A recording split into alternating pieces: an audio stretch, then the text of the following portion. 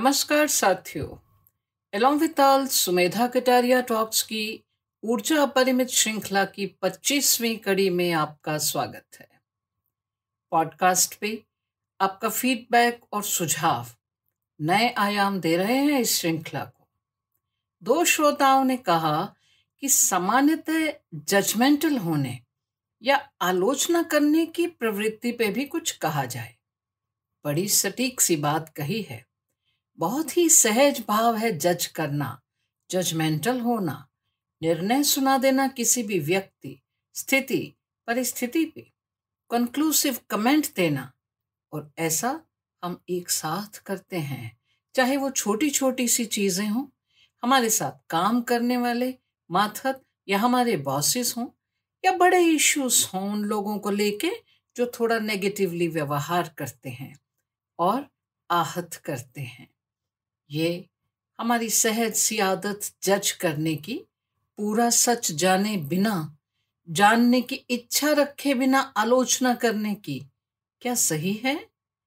क्या उससे गिवर और रिसीवर दोनों की अच्छी ऊर्जा पे बुरा असर नहीं पड़ता?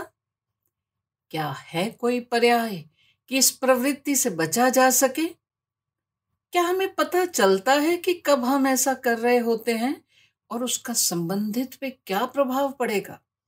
फर्क क्या है जजमेंट और आलोचना में? मुझे ऐसा लगता है कि ये तो मानव स्वभाव में निहित है जजमेंटल होना। आलोचना तो आलोचना है, क्रिटिसिज्म, बुरे अच्छे पर विवेचन या केवल बुराई पर जजमेंट, उससे आगे की स्थिति है। जजमेंट में एक फाइनैलिटी होती है जिससे पता चलता है हमारी वास्तविक सोच या समझ क्या है किसी भी स्थिति या व्यक्ति विशेष के बारे में। हम सिर्फ दूसरों को ही नहीं, स्वयं को भी निरंतर जज कर रहे होते हैं जब हम ऐसा कहते हैं कि मैं तो ऐसा ही हूं या ऐसी ही हूं, मुझसे इससे बेहतर नहीं हो सकता व्यवहार, it's me who is foolish, stupid इत्यादि। सामान्यतः अपने बारे में भी अच्छी जजमेंट सब नहीं पालते।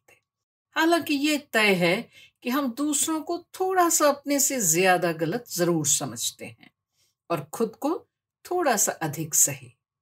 मिस्टर या मिस राइट होने में कोई गलती नहीं, पर यह सोच सही नहीं कि दूसरे सब गलत ही हैं।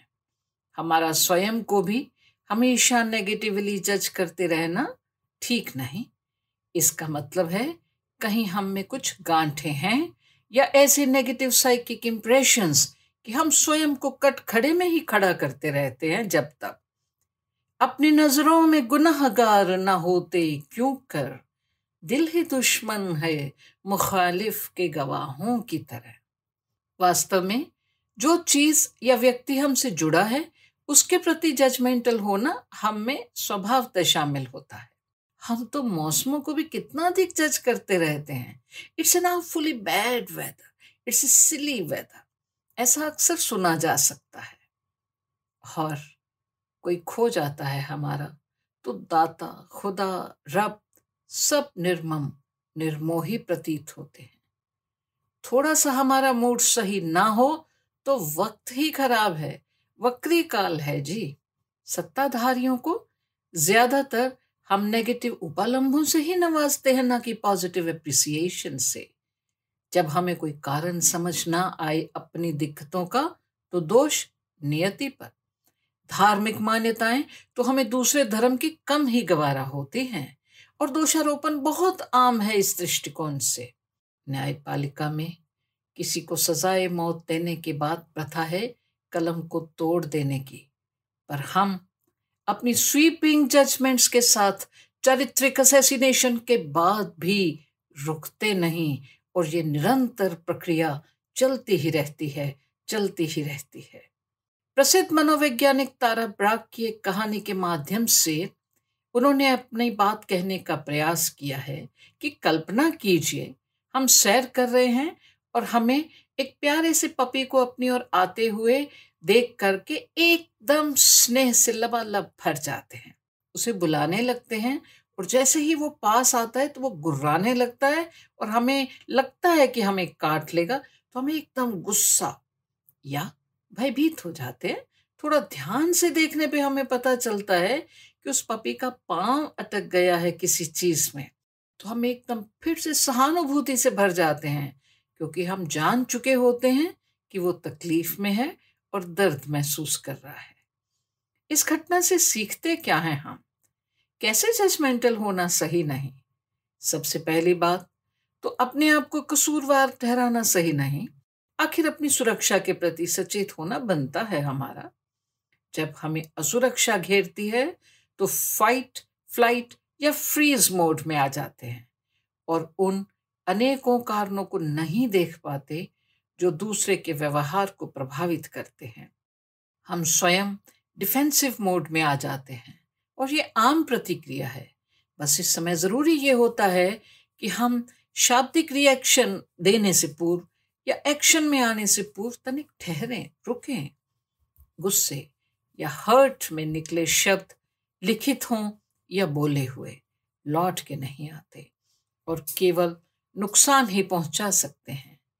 असहमति की दशा में थोड़ा डीपर्सनलाइज करने की या ऑब्जेक्टिवली देखने की जरूरत होती है।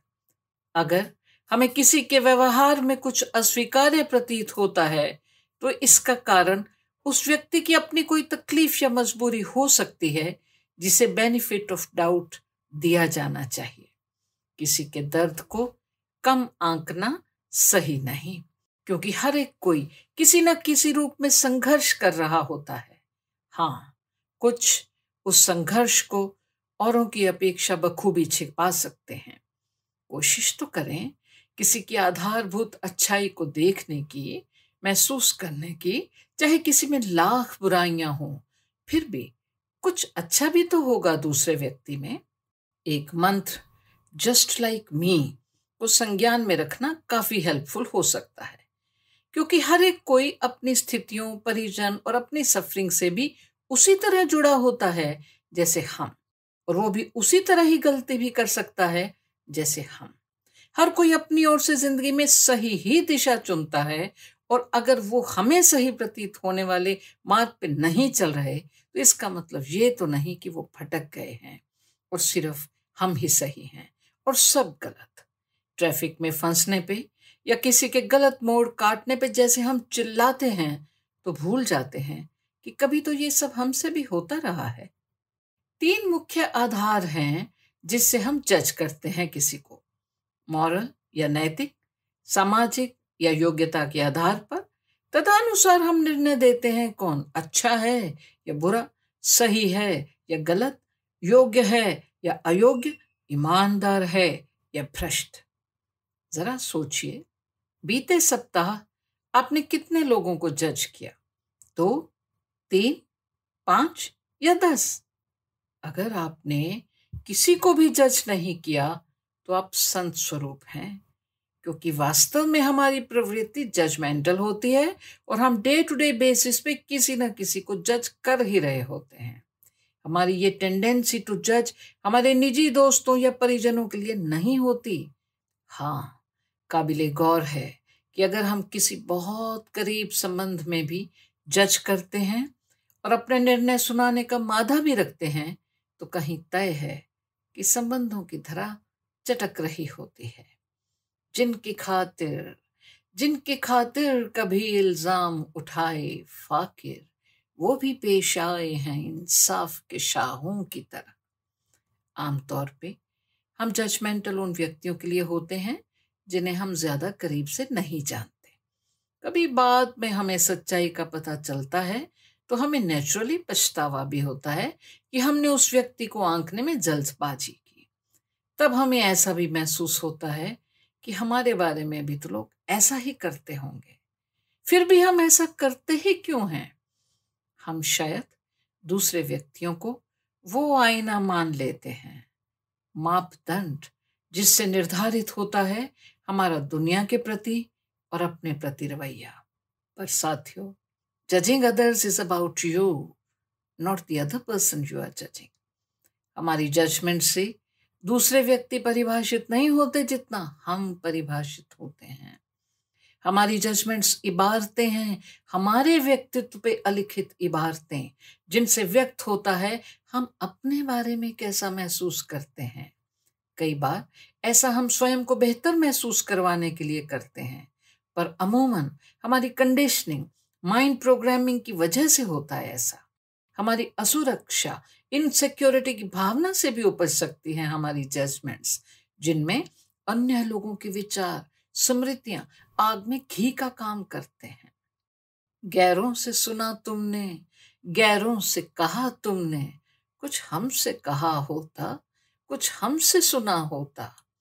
लेकिन सावधान, कई बार ऐसा करना हमें बहुत खराब महसूस करा सकता है, और दूसरे तो इससे हर्ट होते ही हैं, जिससे नेगेटिविटी का वर्तुल बन जाता है जो हम पे बहुत बुरा असर कर सकता है। कोई जब सत जाता है, थक जाता है अपने बारे में कंक्लूसिव कमेंट्स, निर्णय सुन सुनकर, निरंतर जजमेंट्स से, तो कहीं गालिब याद आता ही है। हो चुकी गालिब बलाएं सब तमाम, एक मर्गे नागहानी और है। निर्भर करता है हम किस शोबे में हैं। पब्लिक डीलिंग है तो ज्यादा जज किए जाएंगे, घरेलू हैं तो हमारे बारे में जजमेंट्स का एरिया सीमित होगा। साथियों, कितना भी स्वाभाविक, सहज कहें हम आलोचना करना या जजमेंटल होना, कहीं हम भी महसूस तो करते होंगे कि it's not in good taste to be judging people all the time.